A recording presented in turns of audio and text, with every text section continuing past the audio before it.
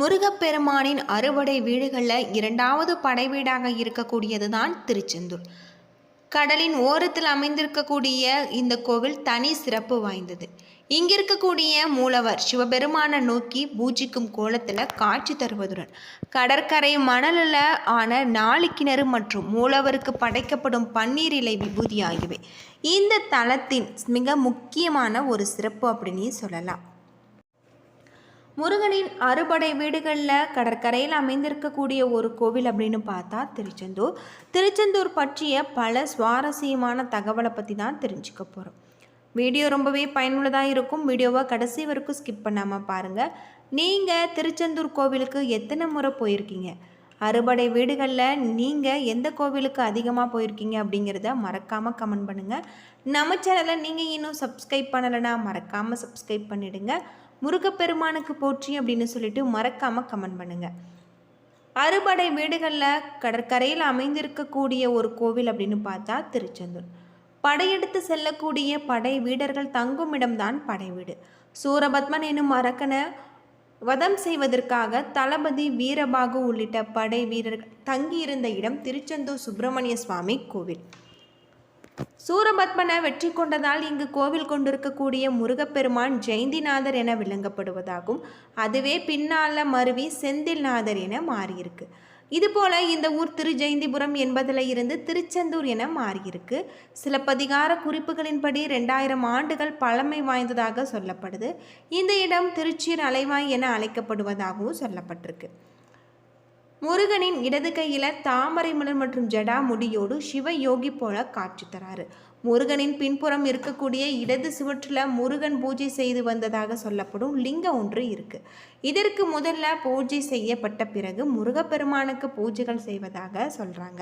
சூரனை வதைத்த முருகன் 4 கைகளுடன் சிவபூஜை செய்து ஜடாமுடியுடன் தவ கோலத்தில் இருக்காரு. அவருடைய தவத்தை கலைத்து விடக்கூடாது என்பதற்காக அவருக்கென்று தனி பிரகாரம் கிடையாது. மூலவர் தெற்கு நோக்கி காட்சி தருவதாக சொல்லப்படுது.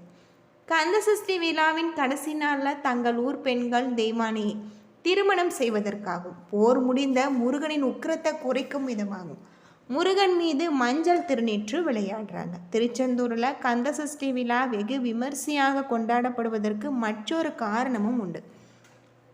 சில முனிவர்கள் உலக நலனை காக்க ஒரு புத்திரன் வேண்டும் என்று கருதி ஐப்பசி மாத அமாவாசை என்று தொடங்கி 6 நாட்கள் யாகம் நடத்தி இருக்காங்க. இந்த கோவில் காலை 5 மணி முதல் இரவு 9 மணி வரை திறந்திருக்கும். திருச்செந்தூர் முருகன் கோவிலில் 9 கால பூஜைகள் நடைபெறுவதாக சொல்லப்படுது. தினமுமே உச்சி கால பூஜைகள் முடிந்த பிறகு ஒரு பாத்திரத்தில் பால் அன்னம் எடுத்துக்கொண்டு மூலத்தாளத்துடன் சென்று கடலில் கரைக்கப்படுது. இதற்கு கங்கை பூஜை என அழைக்கப்படுவதாகும். அது மட்டும் இல்லாமல் இந்த திருச்செந்தூர் கோவில் வைகாசி விசாகத்தின் போது கடுமையாக நோன்பு வைத்து காவடி, பால்குடம், அபிஷேகம் போன்றவை இறைவனுக்கு படைக்கிறாங்க. தங்கத்தேர் ஊர்வலம், சந்தன காப்பு அபிஷேகங்கள் செய்து வராங்க. பக்தியுடன் முருகப்பெருமான அபிஷேகம் செய்து வணங்குவதன் மூலம் தங்களுடைய மனக்கவலைகள் தீரும் என சொல்லப்படுது. கந்தசஷ்டி விரதம் இருப்பதால் திருமணம் ஆகாதவர்கள் திருமணமும், குழந்தை இல்லாதவர்களுக்கு குழந்தை பாக்கியமும் கிடைக்கும் என்பது சொல்லப்படுது. இந்த கோவிலில் தரக்கூடிய இலை விபூதி பிரசாதம் தீராத பல நோய்களை தீர்க்கக்கூடிய ஒரு அருமருந்து. திருச்செந்தூர் சுப்பிரமணிய சுவாமி கோவில் 2 மூலவர் இருக்கிறதாகும். இங்கு சுப்பிரமணிய சுவாமி கிழக்கு பார்த்தும் சண்முகர் தெற்கு பார்த்தும் அருள்பாலிக்கிறாங்க. திருச்செந்தூரில் வீரபாகு தேவர் காவல் தெய்வமாக இருக்காரு. அது மட்டும் இல்லாமல் இதனால தான் இந்த தலத்துக்கு வீரவாகு பட்டினம் என பெயர் வந்திருக்கு. வீரவாகு தேவருக்கு பூஜைகள் நடத்தப்பட்ட பிறகு மூலவருக்கு பூஜைகள் நடத்தப்படுவதாகும். மூலவர் சுப்பிரமணியருக்கு தினமுமே தூய வெண்ணிற ஆடையை அணிவிக்கிறாங்க. சண்முகருக்கு சிறப்பு பச்சை நிறம் கொண்ட ஆடைகள் அணிவித்து வருவதாக சொல்லப்படுது. இந்த கோவிலில் மூலவருக்கு பின்புறம் சுரங்க அறை இருக்குது. உள்ளே சென்றால் முருகன் பூஜித்து வந்த பஞ்சலிங்கங்களை நம்ம காணலாம். இந்த அறைக்கு பாம்பறை என்ற பெயரும் இருக்கிறதாகும். திருச்செந்தூர் கோவிலில் இடது பக்கத்தில் வள்ளி குகை இருக்குது. இந்த குகைக்கு முன்பு இருக்கக்கூடிய சந்தன மலையில் தொட்டில் கட்டினால் குழந்தை பாக்கியம் விரைவில் கிடைக்கும் என சொல்லப்படுது. திருச்செந்தூர் தலத்தில் சண்முகர், ஜெயந்திநாதர், குமரவிடங்கர், அலைவாய் பெருமாள் என 4 உற்சவர்கள் இருக்காங்க. இவற்றில் குமரவிடங்கருக்கு மாப்பிள்ளை சுவாமி என்ற பெயரும் இருக்கிறதாக சொல்லப்படுது. இந்த கோவில் கோபுரம் 17ஆம் நூற்றாண்டில் கட்டப்பட்டிருக்கு. 9 அடுக்குகளை கொண்ட இந்த கோபுரம் 157 அடி உயரம் கொண்டதாகும். திருச்செந்தூர் முருகனே போற்றி என்ற தலைப்பில் அருணகிரிநாதர் 83 திருப்புகழ் பாடல் பாடி இருக்காங்க. இந்த பாடல்களை பக்தி சிரத்தையுடன் பாடினால் பாவங்கள் தீரும் என்பது ஐதீகம். திருச்செந்தூர் கோவிலின் வடிவம் பிரணவ மந்திரம் ஓம் எனும் வடிவில் இருக்கு. மூலவருக்கு பக்தர்கள் தங்க அங்கி அணிவித்து வழிபடுறாங்க. இந்த வழிபாட்டின் போது முருகனுக்கு பரிகார தெய்வங்களுக்கும் தங்க அங்கி வைரவேல் அணிவிக்கப்பட்டு வருது. திருச்செந்தூர் கோவிலில் இருக்கக்கூடிய சண்முக விலாசம் எனும் மண்டபம் 120 அடி உயரம், 60 அடி அகலம், 124 தூண்கள் இதை தாங்கிறதாக சொல்லப்படுது. திருச்செந்தூர் கோவிலில் மூலவர் முன்பு இருக்கக்கூடிய இடம் மணியடி என அழைக்கப்படுது. இங்கு நின்று சுப்பிரமணியரை தரிசிப்பது சிறப்பானதாக கருதப்படுது. நாளிக்கிணறு 24 அடி ஆழத்தில் இருக்குது. இங்கு நீராடிய பிறகு கடலில் நம்ம நீராட வேண்டும் என்பது ஐதீகம். திருச்செந்தூர் கோவிலில் திருப்பணிக்கான மௌன சுவாமி, காசிநாத சுவாமி, ஆறுமுக சுவாமி மூவரும் தங்களுடைய வாழ்நாளில் அர்ப்பணித்திருக்காங்க. அவர்களது சமாதி நாளிக்கிணற்றுக்கு அருகில் இருக்கிறதாக சொல்லப்படுது. இந்த திருத்தலம் மன்னார் வளைகுடா கடலில் கரையோரத்தில் அலைகள் தழுவும் அமைந்திருப்பதால் அலைவாய் என்று அழைக்கப்பட்டது. பின்னர் திரு என்ற அடைமொழி சேர்க்கப்பட்டு திருச்சீர் அலைவாய் என அழைக்கப்படுவதாக சொல்லப்படுது. இந்த கோவிலுக்கு செல்லக்கூடிய வழியில் துண்டிக்கை விநாயகர் கோவில் இருக்குது. விநாயகரை வணங்கி பின்னர் தான் முருகப்பெருமானை நம்ம வழிபட வேண்டும். முருகப்பெருமானின் வெற்றிவேல் மாமரமாக மாறி நின்று சூரபத்மனை பிளவுபடுத்திய இடம்தான் திருச்செந்தூரில் இருந்து 3 கிலோமீட்டர் தூரத்தில் கடற்கரை ஓரமாக அமைஞ்சிருக்கக்கூட மாப்பாடு என்ற இடமாக இருக்குது. இது மணமாடு என்று அழைக்கப்படுவதாக சொல்லப்படுது. அறுபடை வீடுகளில் இது 2வது படை வீடு. முருகனின் அவதாரம் நோக்கமே அசுரர்களை சம்ஹாரம் செய்வது தான். திருச்செந்தூர் தான் இந்த அவதார நோக்கமாக பூர்த்தியானது. எனவே முருகனின் தலங்களில் திருச்செந்தூர் தலமே தெய்வீக சிறப்பும் தனித்துவமும் கொண்டிருக்கு. இது மட்டுமின்றி இந்த தலம் இறைவன ஞானத்தின் அருளிய தீவைகளில் இருந்து நம்மை பாதுகாக்கக்கூடிய வகையில் இருக்குது. முருகப்பெருமானின் அறுபடை வீடுகளில் மிகப்பெரிய கோவில் கொண்ட தலம் அப்படின்னு பார்த்தா திருச்செந்தூர்.